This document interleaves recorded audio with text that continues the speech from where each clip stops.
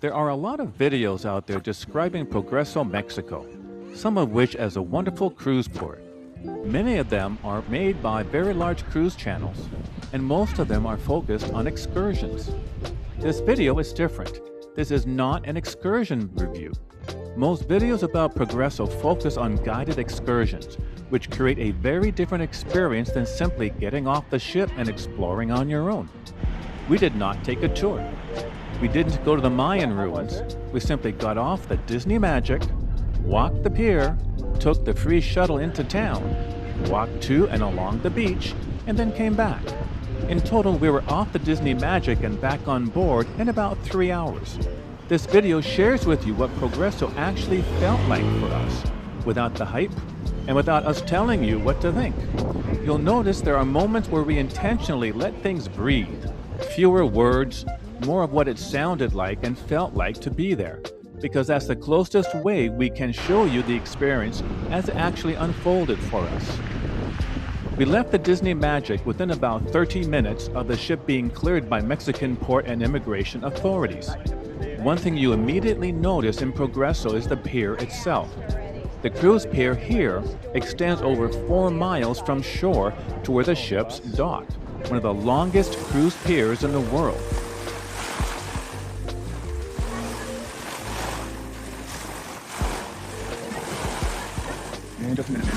It's also important to understand what Progreso is as a port. Progreso is a working commercial port, not a historic town built around tourism. The pier here exists primarily to move cargo and cruise ships offshore, not to deliver visitors directly to a traditional city center or tourist district. That distance from where the cruise ship docks to the shore matters because it shapes the entire experience. Everyone leaving the ship either takes a bus, the free shuttle like we did, or boards an excursion bus. Walking into town from the ship simply is not an option. Before you ever reach Progreso itself, you are already committed to using transportation. Before boarding the shuttle, you walk through a pier-side retail area located between the ships and the shuttle pickup point.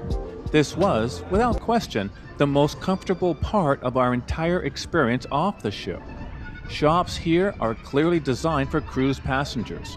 Many sell souvenirs, gifts, and alcohol, and some items, particularly alcohol and tobacco, are sold as duty-free for cruise guests. Not every store is duty-free, and not every item qualifies, but the environment itself feels controlled and familiar. Vendors were present, but not aggressive. We were invited into a few shops, but nothing felt uncomfortable or pushy. If someone wanted to get off the ship, browse for a bit, and then return without ever going into town, this area makes that possible. And that's actually a good thing.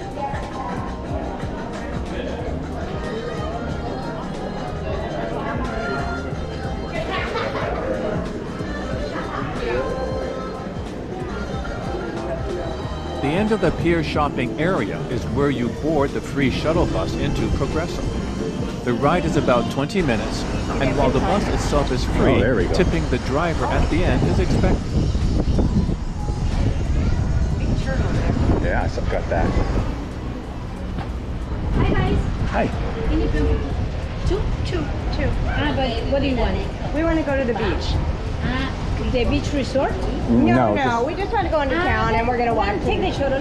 Yeah, so we just go out here. Okay. This is where the experience shifted for us. For context, by comparison, at Disney's Lookout Cay at Lighthouse Point, the pier from the ship to land is about a half-mile long.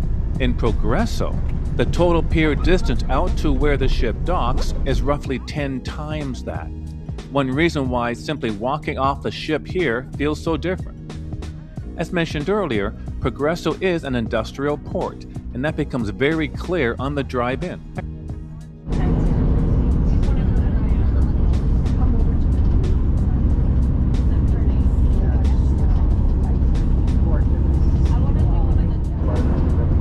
We passed container ships, long lines of freight trucks waiting to access other piers, and high concrete walls lining much of the roadway as you see here. likely storm or hurricane protection for the road. Visually, it's not attractive. It feels utilitarian, functional, and commercial, not a place designed to welcome tourists. Once dropped off in town, we began walking towards the beach. Almost immediately, we were repeatedly asked to enter shops, buy souvenirs, or stop at local restaurants or bars. This started around 9:30 in the morning and continued block after block. Nothing felt overly dangerous, nothing felt threatening, but it was constant, a little uncomfortable for myself. For us, the issue wasn't safety, it was the inability to simply walk, talk, and observe without interruption that wore on me faster than I expected. There was one moment we genuinely enjoyed, a conversation with an elderly vendor selling small chess sets.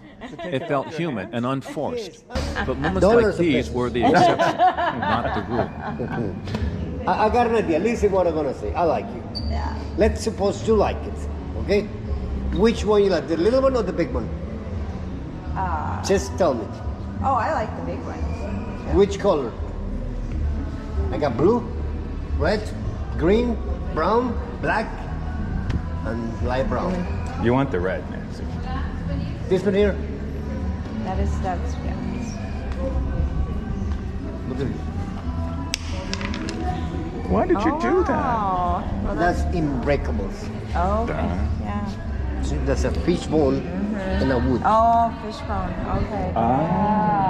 And then you put the piece, in here, See. Yeah. and we got a discount now. You come with the ship, right? Of course. Yeah. Which one? The one that- Disney. The Disney. Okay. The cheap inside cabin Disney. Yeah. 65. The price of the little ones, right now. And a free bag and a handshake. I'll have to think about it. Okay? We'll be coming back. Okay. Yeah. We don't want to carry it to the That's beach. okay. I'll wait so- for you. Yes. No, this is Don't gorgeous. forget my ugly Is face. this made here? No China. Okay. Mexico City. Mexico City. Yeah. Yeah. I said no chin chan chong. Okay. Yeah. Great, thank you. Thank you. You're welcome. Gracias. All right, see you. Our goal in Progreso wasn't shopping or tours. We wanted to walk to the beach. After several blocks, we reached the shoreline and began to walk on the sidewalk that was on the road which ran parallel to the beach and the shoreline.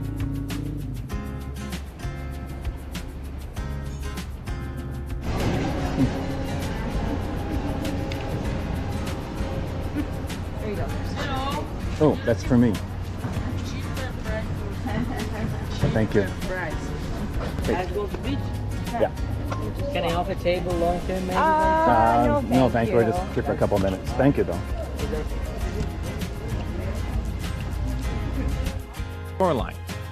The beach itself is long and wide, with sand that extends far into the distance. Very different from the shallow resort-style beaches some travelers may be used to in other parts of the world. The experience did not feel relaxing, though. Vendors continued calling out to us from across the road and from the beach itself. We kept politely responding, "No gracias," "No thank you," over and over. After about, a third of a mile, we decided to leave the sidewalk and venture out onto the beach itself. This is where I changed from my socks and running shoes into my sandals, which I had in my backpack. When we finally walked out to the water's edge, it didn't look clear or inviting to us. It did not smell unpleasant, but it didn't feel clean either. While some families were in the water, nothing about it made us want to join them, especially knowing what was waiting for us back on our cruise ship should we want to go for a swim on board.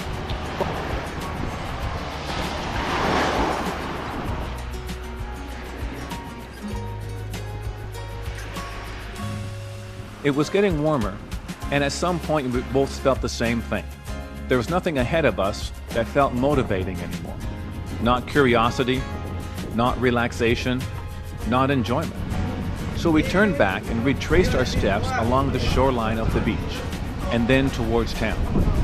I put my shoes back on once we reached the road that was parallel to the beach, and we started the walk towards the shuttle pickup point. Nancy did stop at one small shop near the shuttle area that didn't initially have a vendor out front. We preferred to browse stores on our own, taking our time without having a salesperson trying to sell us their goods. When the owner came over, the interaction felt calm and salesy, but unforced. Nancy likes collecting Christmas ornaments from our travels, and we bought one after a brief, friendly negotiation. 20. That moment mattered because it showed that when interactions happen naturally, without pressure, it felt fine. We're not anti-shopping. We were anti-being constantly sold to. We were fortunate that when we arrived at the shuttle drop-off spot and pickup area in town, it was about to leave. Once we showed our cruise ship keycard to our room, we were allowed to board and off the shuttle went. The scene back to the pier where our ship, the Disney Magic, was moored was the same as on the way to Progreso. Fortunately for us, that long line of container trucks which we saw earlier was for the most part gone and did not impede our 20-minute journey.